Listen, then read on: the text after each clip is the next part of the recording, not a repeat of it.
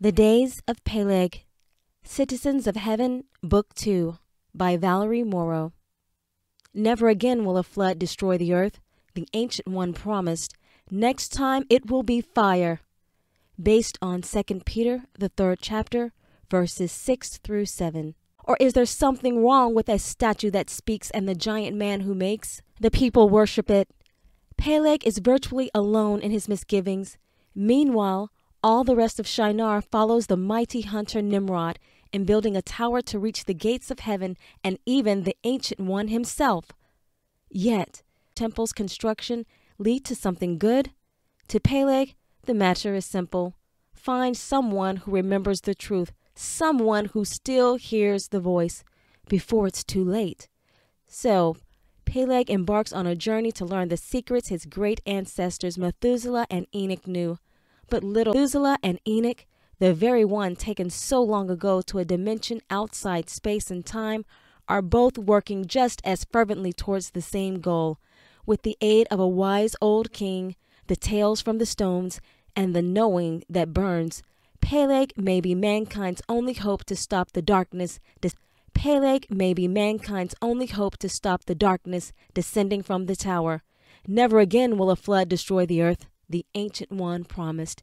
Next time it will be fire. The Days of Peleg is a joyous work of fiction written to illuminate the heart of the beloved's message of redemption for his creation. While based on biblical scripture, historical traditions, and some research, it delves into the mysteries of the Bible and mankind's history that is still, a mystery. This creative work is meant to spark a one who created you and a desire for the love you will find when you realize he has been there all along. Indeed, the voice still speaks. Are you listening? This book is dedicated to my beloved. Thank you for this gift. I give it back to you for your glory. You are my love, TD. Prologue. Methuselah bolted upright. He swung around, looking wildly at the woods around him. His cloak was drenched with sweat, but he ignored it as he clasped the scroll under his covering and exhaled. Good, it is here. It is safe. Exhaled. Good, it is here. It is safe. It was the dream again. Methuselah fell back onto his cushion beneath the towering father tree and tried to recall it. It always began the same. He could see her in the distance, a woman. Tall, beautiful, long dark hair flowing. Then he heard the screams. People scream. And then the water. Or no, was it fire? Then he could see the woman through the fire. She was also screaming, crying out. Methuselah started running towards the woman. This time, the dream was different. In the other dreams, he had never been able to see the woman. This time he could. It was Naima. He was sure of it. He had been hearing rumors, dark tales of something strange and powerful in the city of Nod. Methuselah began tossing his belongings in his sack. He thought of his father. He thought of Enoch. He knew what he must do. It is what Enoch would have done. Methuselah ignored the trembling dread in his stomach as the fiery heat in his gut took over. If I leave now, I can make it by son's birth. If something is awry, the tribes must know of it. Good, said Anami, nodding to Delmar and Azam. He heard me. On to the city of Nod. Sheol, Adama, first dimension. Naima stood on the stone pedestal, frozen in place with fear, trying to remember what brought her here. The last thing she recalled was pain, unbearable pain. Then the cries of a childling, her childling. Where's my baby? This must be a dream. This must be a dream. This cannot be. But everything inside her screamed the truth. It was real. Then her mind returned. Her memories flowed. The creeping cold. She screamed and shouted to the top of her lungs, but no one heard her. Then the whispers came. Naima. They said over and over again until she thought she would go mad. The Medici pulled covers over her head and left her. The hateful whispering voices were whispering no longer. They pushed her and shoved her violently down a dark path. Their taunting and jeering grew louder and louder as they traveled deeper into the depths. gravel. She tried to yell, but her voice was weak even to her own ears. She stumbled to her knees. "Take me back this instant, or the benign Captain Samyaza will hear of this." A coarse, hairy hand yanked her to her feet. "Samyaza, my claw," he rasped. "He would be fortunate to get a pot to piss in." He rasped. "He would be fortunate to get a pot to piss in. He has no authority where you are going. Keep moving, monkey girl." The voices guffawed at the insult. Naima stumbled and tumbled deeper until the light disappeared entirely. Only the pushing hands and voices guided her. Her eyes burnt so much from the acrid air, but from their search for just a glimmer of light. It was as if her eyes refused to give up, not wanting to blink in case even a speck was found. Finally, they found it. Red balls of flame gleamed from torches mounted on walls of granite. Finally, she could see again. She wished she... The hateful voices came from creatures only a nightmare could create. Their eyes were intelligent, full of knowing, and they knew she was afraid. They enjoyed her fear. They wanted to prolong her fear and feast off it. Naima felt herself fainting, but before she could welcome the blackness, she became conscious again. She was more aware than she had ever been. The writing on the massive entrance confirmed it. The gates of Sheol. Naima screamed and kicked. "No, no, take me back home." This brought forth even more taunts, laughter, and now slaps. Laughing, Naima blacked out many times, but always regained consciousness with more feeling. Now she found herself standing on a stone pedestal, bruised and battered in the midst of a most horrid congregation, waiting. She took in her new surroundings. Rows and rows of creatures lined the vaulted room, giving them a prime view of the broad stage before them and the stone pedestal on which she stood in the center. Naima bit her lip and tried to control her trembling knees. The horde before her was strangely silent. What could make these brute beasts behave? The answer strode in, decked out in full regalia, with cape swirling around a dark form-fitting uniform. Metallic plates covered his chest, arm, and legs. He also carried a sword of sorts. Is that fire or metal? Naima was relieved to see that at least it looked like a man. A very beautiful look, almost homely. Naima caught her breath. He was so impressive she forgot her fear as she stared awestruck at his face. She gazed into his eyes and froze. Cold, cruel eyes returned her gaze. A hard knowing formed in her belly. Was this Satan? He smirked. Fear returned and all Naima's strength drained from her body. She collapsed onto the cold stone floor with arms outstretched and head bowed. "A most appropriate greeting," said Lucifer. "I wish all my subjects were as gracious." He opened his arms wide to the congregation and called out, "Gentlemen, please. Must you always act like beastly men? Where are your manners? Show the woman some respect." Surprised at his request, Naima peeked through her long dark hair and gasped. The creatures lining the great hall shifted. No longer was she staring at misshapen fusions of animals. Before her were glowing men of superior beauty, covered in elegant robes. "They are Elohim." Naima cupped her hand over her mouth to prevent the words from escaping. "They are like Samyaza." "I suppose you must be wondering what brings a lowly creature like yourself before me and my grand hall," asked the great leader. Naima opened her mouth, but nothing came out. He laughed and continued, "Gentlemen, I fear we have taken her breath away." They responded obediently with equal laughter. "Lucifer," offered one of the beings, "perhaps if she was dressed for this momentous occasion—" "Yes, that is exactly what is needed. Hades, I am so beside myself with the success of our mission, I almost forgot protocol. A queen must have a beautiful robe." He clapped his hands twice. "Hades, go and fetch some finery for our queen." "Most immediately, my lord," said the being. Then he flew upwards straight through the domed ceiling. "Yes, my dear, we have big plans for you," said the great leader, addressing the beings surrounding him as he strode in circles around her.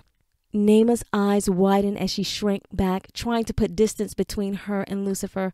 He stopped suddenly, swung around to face her and leaned in. He stopped suddenly, swung around to face her and leaned in so close she could feel his breath on her face. And they do not have to be excruciatingly painful, but that is up to you. If you are obedient and loyal to my will, I will exalt you above all women, even above. Chapter 1. The Eyes of Time. Outside time. Location, Heaven's realm, third dimension. Enoch waved his palm over the glistening panel, barely pausing when the glimmering doors opened and entered the Tower of Reckoning. He stepped onto the liquid path without stumbling this time.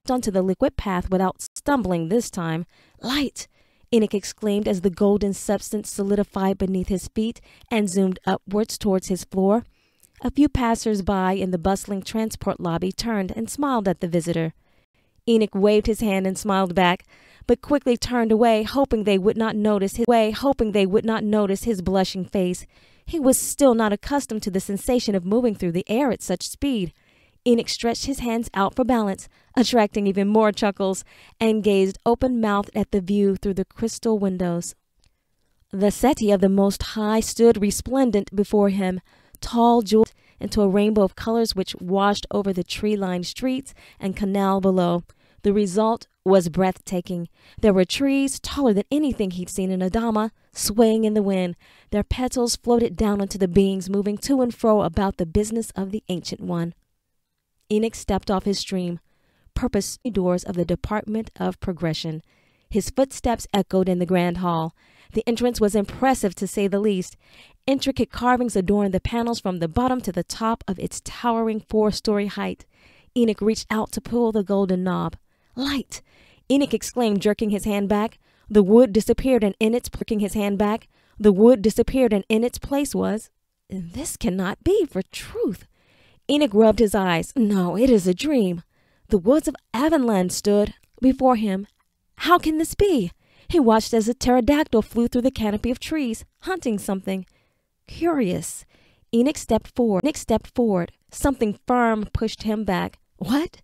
Enoch shook his head as the scene vanished. Careful now, a voice behind him warned. Enoch swung around. It was the beloved. My lord, said Enoch, bowing deeply. You wouldn't want to start again from the beginning, would you? Asked the beloved as he reached on schedule. Methuselah's time. Location, Plains of Avonland, Adama, first dimension. Tabara woke with a start. Wait, she yelled. Her own screams rose her from the fitful dream. She had been surrounded by talking lights, voices, the sound of thunder. And Enoch, he was there too. She tried to talk to them, to get their attention, but no one could hear her. She sat upright and shook her head as if the motion would erase her unease. Tabara looked around. I could have sworn I heard Enoch. And where was Tabara looked around. I could have sworn I heard Enoch. And where was Anami? And that be just like a watcher. Nowhere to be found when you actually need someone watching. She taunted, waiting for a smart retort. For truth, watcher, you can show yourself now. Tabara gazed into the depths of the river, expecting to see him appear before her eyes. Nothing, just the sounds of the Gihon rushing and splashing onto the riverbed, and the chirp of the sing-song birds filled her ears. It was peaceful, but not that sweet stillness like last sun sleep. Something rustled behind her, and in one movement, Tabara had her drop the pack and put his hands up. Oh, said Tabara, lowering her weapon, it be only you. Yes, just me, your only hope, said Methuselah, hoping the jab would lighten her mood. As the second best shot in the tribe, Tabara often said Methuselah was their only hope if something should happen to her. Did you have a Methuselah was their only hope if something should happen to her. Did you have a restful sun's sleep? Methuselah asked. Did you see a man by the river this sun's peak? No, Tabara, you should know something, Methuselah started. Where's Enoch? I could have sworn I heard him last sun sleep. That is what I wanted to speak about. Enoch is gone. Well, where did he go? I need to speak with him about Naima. I want permission to attend her ceremony of passage. Perhaps as the bearer, Enoch and the elders could escort a group of us Medici. Surely Father Lamech would want his daughter to be remembered by. Methuselah shook his head. You do not be able to speak with him, he said, turning his head as he reached for the pack he dropped. No one will. Oh, did he return to Avonland Forest to meet with the Ancient One? Tabara looked at the satchel Methuselah busied himself with. Is that Enoch's pack? He will be wanting his sack for truth. If we head out now, we may be able to catch up with him. Wanting his sack for truth. If we head out now, we may be able to catch up with him. He never leaves his... Tabara paused, noticing the tears on Methuselah's face. She touched his hand. What is troubling you? Tell me. The Ancient One took him.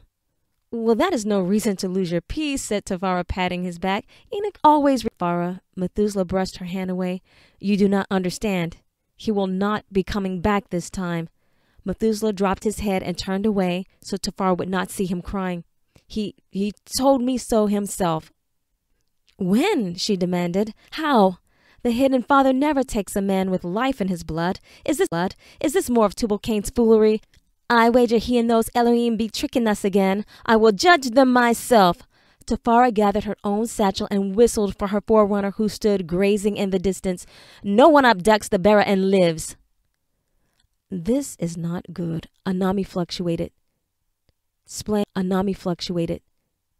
Splaying a rainbow of colors in the atmosphere. Be at peace. The unseen guardian focused his intentions and golden light emanated from him, forming a radius around the two humans. Tabara, wait! Methuselah grabbed her arm. You do not understand. Enoch was not wake you. I tried, said Methuselah. I saw my father leave in the light itself. For the light of the ancient, Methuselah, do not jest with me, said Tabara, tossing her sack of arrows to the ground. You speak? Nonsense. I want to know exactly what happened, and I want to know right now. Sit. Methuselah pointed to the spot where Tabara had sat with Anami last eve. I will tell you all.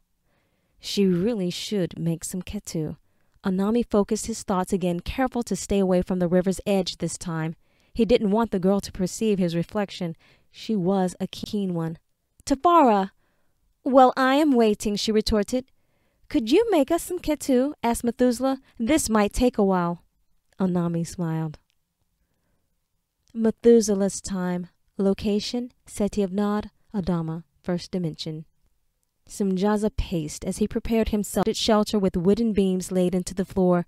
Benches for sitting were carved into the walls, and colorful woven fabrics decorated the walls.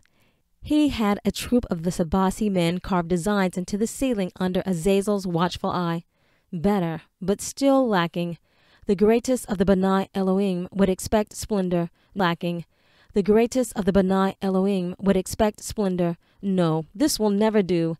He picked up a small bell and rang it. Immediately a Sabasi appeared at the door. Yes, my lord, she said, bowing low. What is this ridiculous display? He asked sharply. The young maiden kept her head down. My apologies, my lord, dusting the baskets of fresh aladi cakes and vegetables. If you would tell me what is wrong, we will most certainly fix it. You most certainly will. I expected you to prepare a feast of your finest cuts and fruit. Samyaza paused, snapping his fingers as he searched for the words. Something like that is... Many pardons, my lord, but do you mean for us to prepare a platter like we make for Father Lamech? Yes, Samyaza sneered. Only make it 7 times better than what you prepare for him. Oh, and that is my expectation from this point forward. Do I make myself clear? Very clear, my lord. The girl's cheeks flushed as she turned. Very clear, my lord. The girl's cheeks flushed as she turned to leave. Sabasi, there is one more thing. Yes, my lord, she whispered. Clean up this mess. Samyaza swiped his arm across the beautifully arranged table, sending alati cakes and cups full of ketu splattering across the immaculate woods. Promptly, she scurried away towards the tents of the Sabasi assigned to serve Samyaza. So they still honor Father Lamech, do they? I will show them who is lord of this pitiful tribe. Father Lamech, indeed. Samyaza muttered as he remembered the old man's futile attempts to undermine his authority. Father Lamech is too much authority. Father Lamech is too much a fool if he thinks he can order the Sabasi to serve me lesser fare. Tisk, tisk, tisk. A dim glow filled the room and Lucifer appeared before him, scowling with arms folded. Since when does the great captain of the watchers allow his temper to get the best of him? The best of him? Forgive me, my deepest apologies, said Samyaza, bowing prostrate. I didn't realize. Lucifer paused, allowing silence to increase the watcher's discomfort. No need to explain. Rise, said the great leader finally. Methods. Samyaza breathed a sigh of relief. But, my dear captain, timing is everything. Your timing is completely contradictory to my will. Samyaza kept his head bowed. Moments passed. The silence was unbearable. I'd better say something. Silence was unbearable. I'd better say something. How might I correct this, my lord? Ah, that is the spirit, my good captain, said Lucifer, smiling. Always be willing to admit your mistakes. Creating a sense of awe, reverence actually, through instilling fear is effective. However, before our intentions are revealed, balance is everything.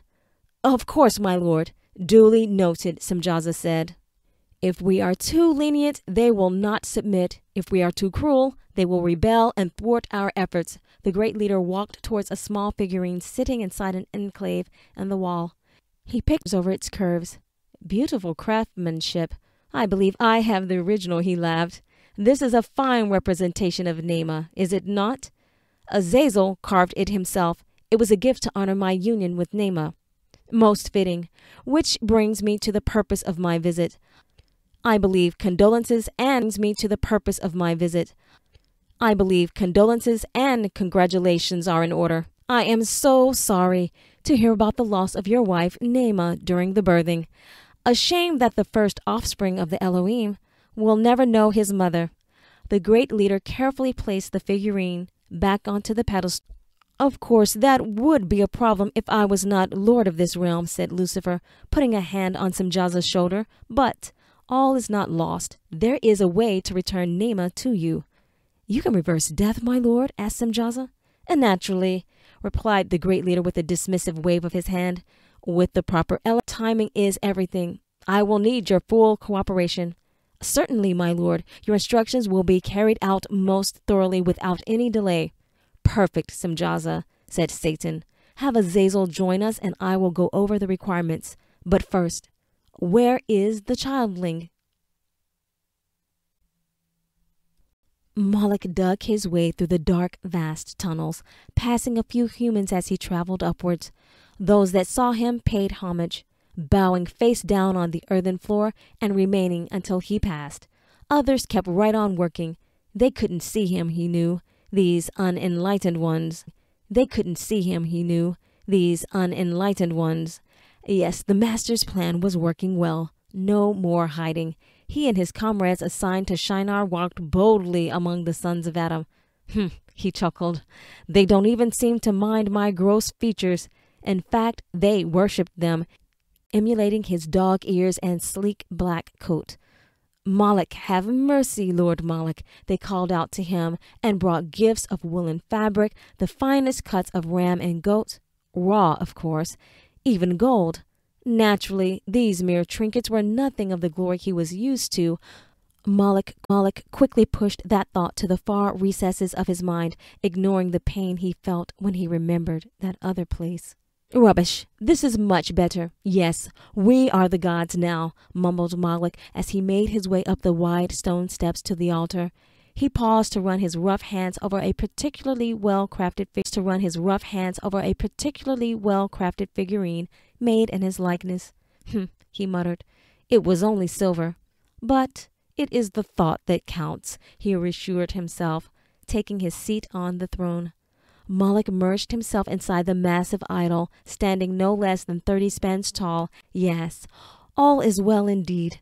Thousands of humans were busy at work in the dawn's light, digging, pulling, hauling, stirring, molding, and crafting the baked stones destined to pierce the heavens. Lucifer was right. Why should we work when we can get someone else to do it for us? The stone idol glowed crimson as a man donned in priestly robes with gifts in hand approached Moloch. He bowed low before the altar. Moloch enlightened the human, whispering the dark thoughts and intentions of the master into his mind. The man trembled. He reeked of fear. Good, good. Moloch nodded his head. I will honor this one since he has shown proper respect. Slowly he revealed himself, showing the man his true essence in horrific detail. Ah, he is spellbound by my magnificence. Moloch touched his grateful subject with one long, razor-sharp talon. The man, he backed away slowly, tripping and stumbling as he tried to keep his forehead low to the ground. Then he turned and screamed, Moloch! The blood-curdling sound echoed through the valley. All work ceased in the plain below. Thousands of eyes looked upward towards the statue. Moloch laughed. Looked upward towards the statue. Moloch laughed. Peleg's time. Location, City of Babel. Plains of Shinar, Adama. First dimension. Anisi was no god tempter. Put it back, she yelled, grabbing the figurine. Put what back? Peleg and a cob of corn placed in the dome-shaped gathering place. You show no respect, son of Shem. That is for the goddess. Anisi lunged for the idol but missed and stumbled forward into a basket of freshly baked alati cakes. They spilled all over the earthen floor. Now look what you have caused. I could have done no wrong, and I show much respect where respect is due, Peleg replied, still tossing the stone figure. Watch this. Peleg the mysterious shall now attempt to handle the goddess, the corn, and the fire. Without missing a beat, Peleg snatched a torch from the wall and tossed it in the air, alternating all three with ease. Stop it now, Peleg, alternating all three with ease. Stop it now, Peleg. I am not amused. You will curse us both. Anisi leaped and caught the idol. Ouch! Peleg stumbled backwards, dipping just in time to catch the torch and cob. And now look what you have caused. I burned my hand. Peleg threw the torch and where is the Alru? How should I know? Besides, I would not give you Alru even if I did. Serves you best. The goddess is already punishing your foolishness. You are not mysterious at all, Peleg. You are a fool. Peleg the fool is what I shall call you from now on.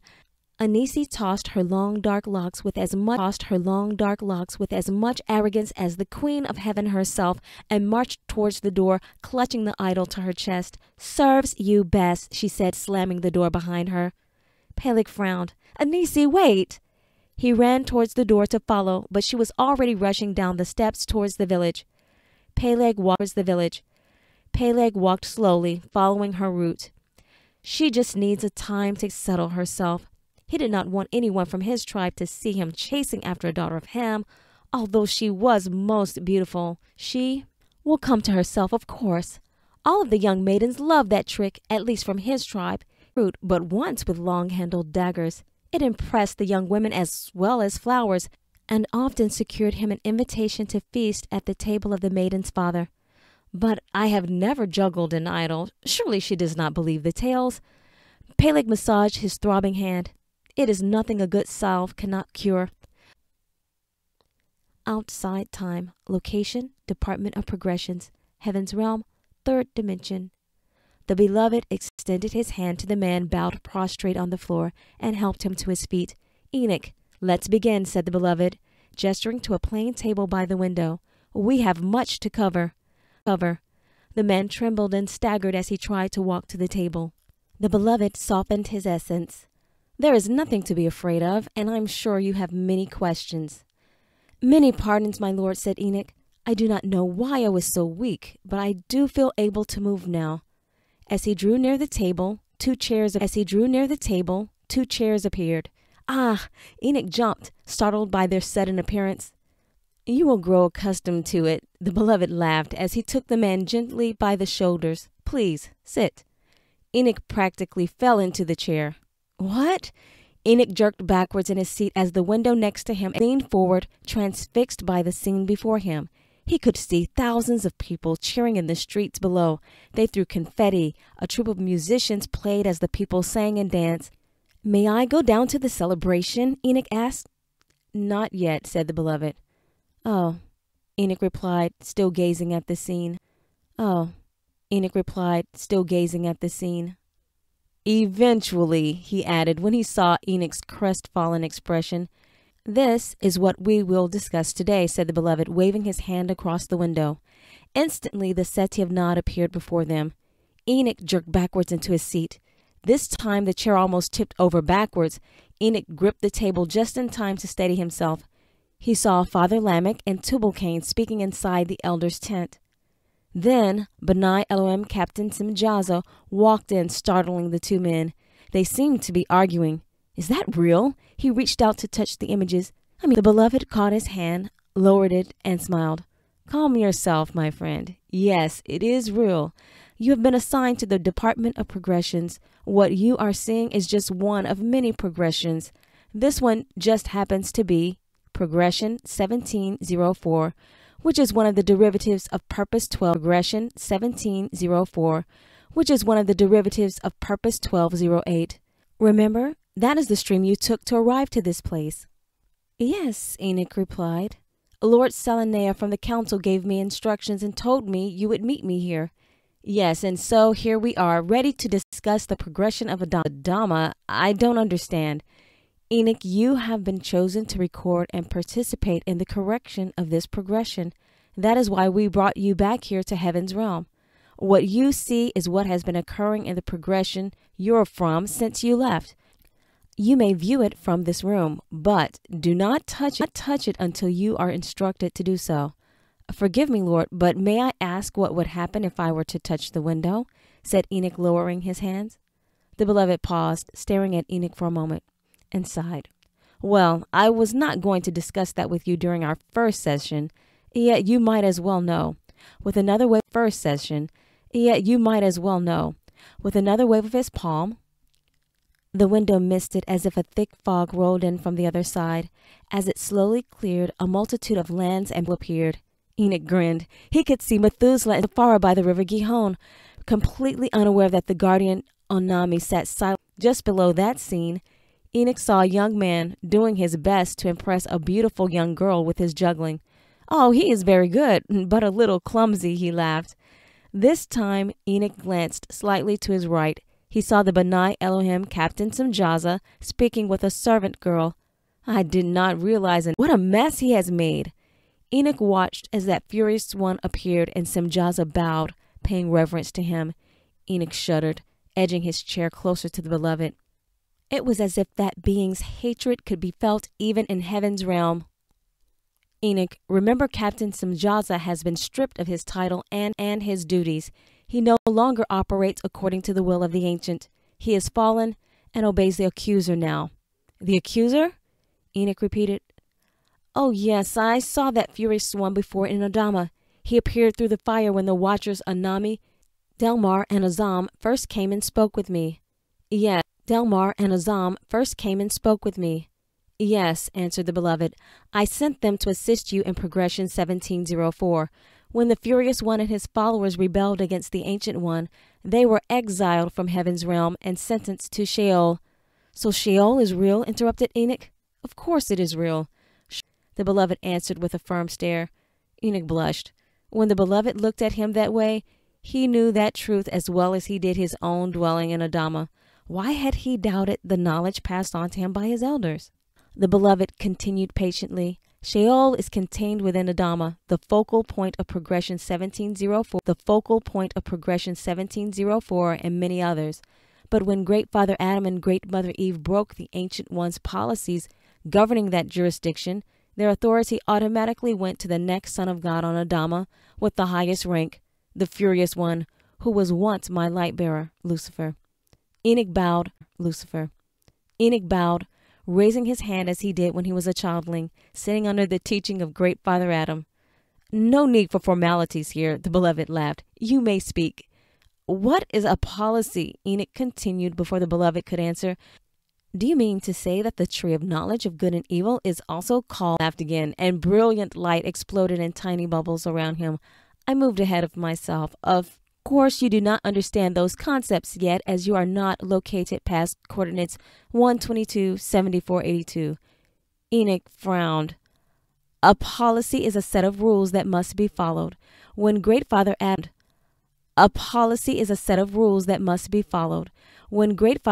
and Mother Eve ate from the tree of knowledge of good and evil, They broke one of the Ancient One's policies.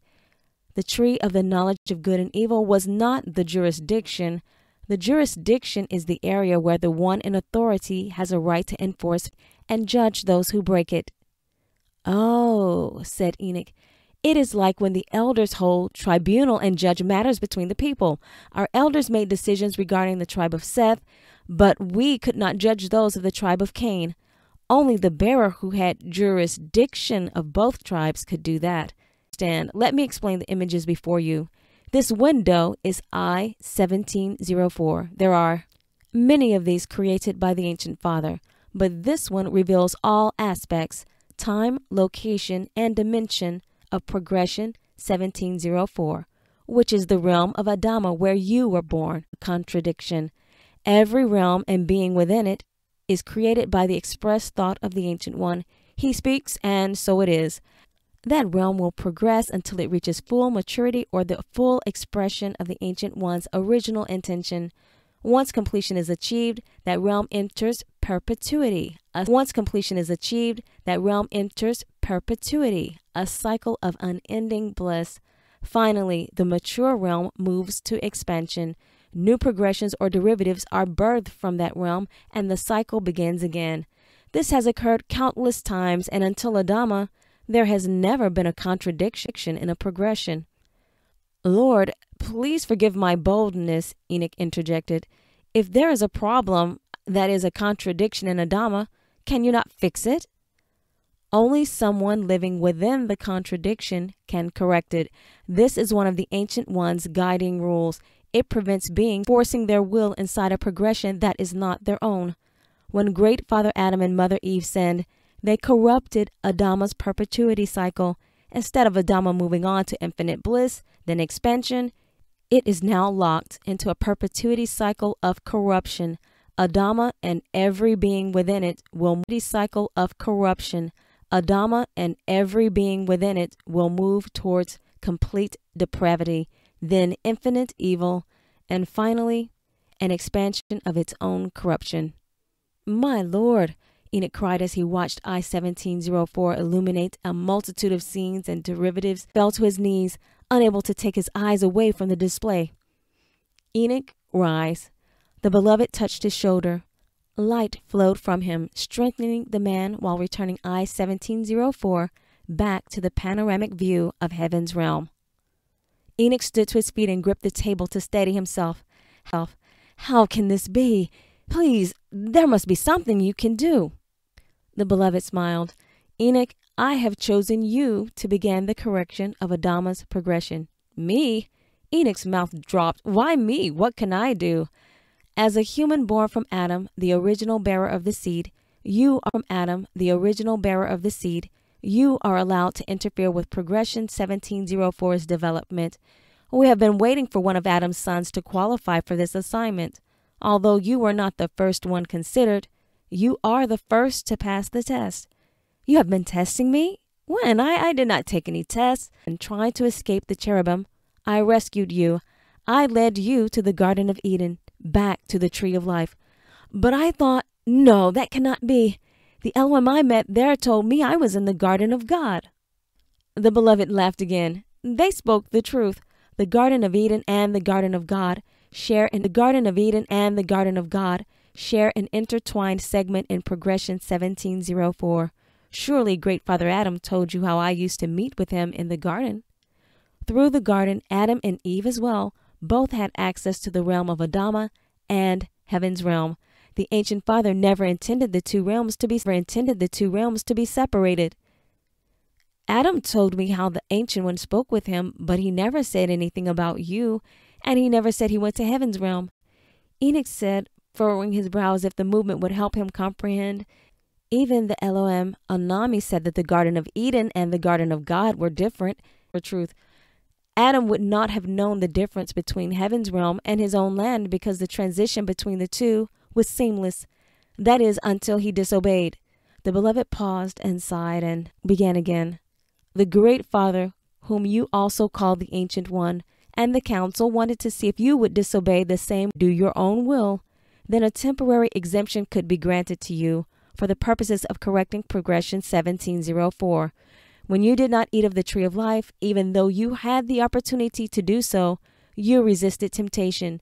The council, especially Lord Salanea, was most pleased, and the temporary exemption was granted. Pardon my asking, my lord, but what exactly am I exempted from? The beloved leaned forward, eyes gleaming with light. Enoch, you are exempted from death, temporarily. You have entered the Ancient One's rest, he said, rising to his feet.